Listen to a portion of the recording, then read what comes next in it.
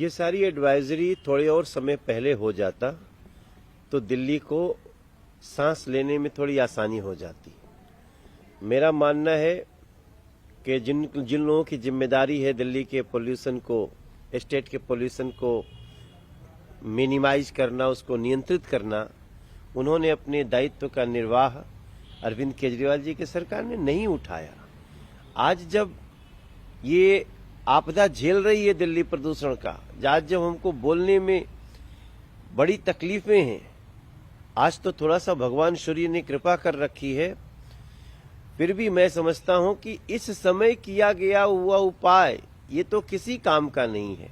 आप समय से नहीं जागेंगे तो आम नागरिकों को इसका दंश झेलना पड़ेगा। और मैं समझता हूं कि दिल्ली एक ऐसा सदमा झेल रही है जिसके लिए हम सिर्फ ईश्वर पर निर्भर है। करें तो कोविड के समय आप लोगों ने की थी, लेकिन एक बार फिर से वही परिस्थिति दिख रही है ड्यू टू एयर पोल्यूशन। आज आप डिस्ट्रीब्यूट भी करने वाले हैं, बताइएगा। आज हम 3 बजे 5वें या 6ठे साल एग्जैक्टली मैं देख रहा हूं, हम लगातार हर साल इस समय हमें मास्क बांटने की जरूरत पड़ती है, क्योंकि कई ऐसे लोग हैं जो मास्क उनको या तो मिलता नहीं या वो थोड़ा सा उनको जनजागरण नहीं हो पाता। कई लोग मास्क उस लेवल का नहीं खरीद पाते। तो हम हर साल पिछले 6-7 साल से 5 साल से हम लोग मास्क डिस्ट्रीब्यूट करते हैं। आज भी मैं डिस्ट्रीब्यूट कर रहा हूं, लेकिन ये एक त्वरित उपाय है बचाने की, किसी डूबते व्यक्ति को बचाने की एक कोशिश है, प्रदूषण से बचाने की एक छोटी सी कोशिश है मास्क वितरण। लेकिन ये मौका आता ही क्यों है, ये हमारी दिल्ली की सरकार को चिंता करनी चाहिए। बहरहाल हम आज 3 बजे मास्क डिस्ट्रीब्यूशन करेंगे और दिल्ली के कई सेक्टर्स में, कई अलग अलग जगहों पे भी करवा रहे हैं। आम आदमी पार्टी की तरफ से आप लोगों के ऊपर ये कहा जा रहा है कि बहुत बड़ा इल्जाम लगा है कि अगर आप गुजरात इलेक्शन क्विट करते हैं तो सत्येंद्र जैन को रिलीज कर दिया जाएगा। ये अरविंद केजरीवाल का क्लेम है बीजेपी पर, क्या कहेंगे? अब जिसकी याददाश्त चली गई हो उस व्यक्ति के बारे में कितनी कहानियां गढ़ेंगे अरविंद केजरीवाल जी, और अपने को भ्रष्टाचार के मुद्दों से हटाने के लिए कितनी सनसनीखेज बातें लाएंगे अरविंद केजरीवाल जी। सबसे बड़ी बात तो ये है कि आज अरविंद केजरीवाल जी के ऊपर खुद ही 50 करोड़ रुपया लेने, राज्यसभा देने का प्रलोभन देने और लोगों को ला करके 500 करोड़ जुटाने के लिए, जो वो एक महाठग है अंदर बैठा हुआ तिहाड़ में, उसने आरोप लगाए हैं। और कंपटीशन ये है कि अरविंद केजरीवाल जी महाठग कि वो जो अंदर बैठा हुआ को सुकेश चंद्रशेखर महाठग। तो जिन दोनों के बीच में महाठग का कंपटीशन चल रहा हो, इस चर्चा को तो जल्दी से जल्दी हटाना चाहेंगे अरविंद केजरीवाल जी, इसलिए कहानियां गढ़ते हैं। मैं तो कहता हूं अरविंद केजरीवाल जी और भी ताकत लगाओ, अपने पापों को, अपने अपराध को छिपाने के लिए और भी ताकत लगाओ, क्योंकि अब ये सिर्फ मीडिया तक या कुछ जो सोशल मीडिया पे जागरूक लोग हैं उन्हीं तक नहीं, अब ये आम महिला तक, आम आदमी तक, आम लोगों तक ये बात पहुंच गई है कि अरविंद केजरीवाल जी न ये कट्टर ईमानदार नहीं, ये कट्टर भ्रष्ट लोग हैं। और अब ये अपना चेहरा कहां छुपाए, इनको दिख नहीं रहा।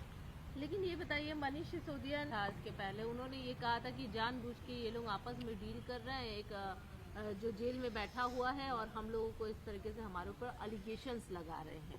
इलेक्शन से पहले जानबूझ के ये सब किया जा रहा है। ये एलिगेशन तो आप लोगों के ऊपर ही लगा रहे हैं कि आप लोगों के साथ मिले हुए हैं। ये भी हो सकता है कि वो गुजरात चुनाव से भागना ही चाहते हो, क्योंकि जितने भी ओपिनियन पोल आ रहे हैं, जो भी वो क्या है, सब में किसी में 1 सीट दिखा रहा है, किसी में 2 सीट दिखा रहा है, किसी में 0 भी दिखा रहा है। तो एक आम आदमी पार्टी अपने विज्ञापन के बल पे भले वो चर्चा में हो, लेकिन गुजरात हो, हिमाचल में तो 0 आ रहा है, इनका जो पोल आता है। तो ऐसे में अगर ये चुनाव से भागने की तैयारी में हो और अपनी कहानियां गढ़ रहे हो तो भी मनोज तिवारी को या किसी को आश्चर्य नहीं होगा।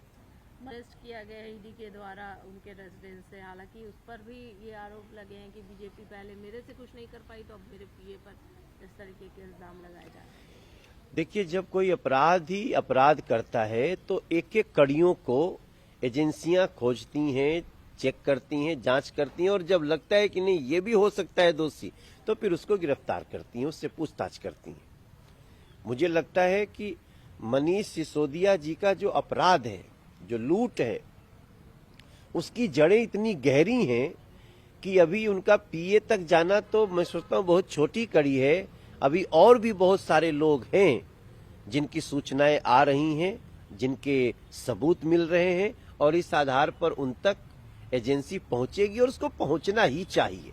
ये दोषी चाहे कितने भी बड़े हों, इनके एक एक आपराधिक तत्व का जांच होना चाहिए और वहां तक पहुंचना चाहिए ताकि इनको, ऐसे अपराधियों को सजा मिल सके।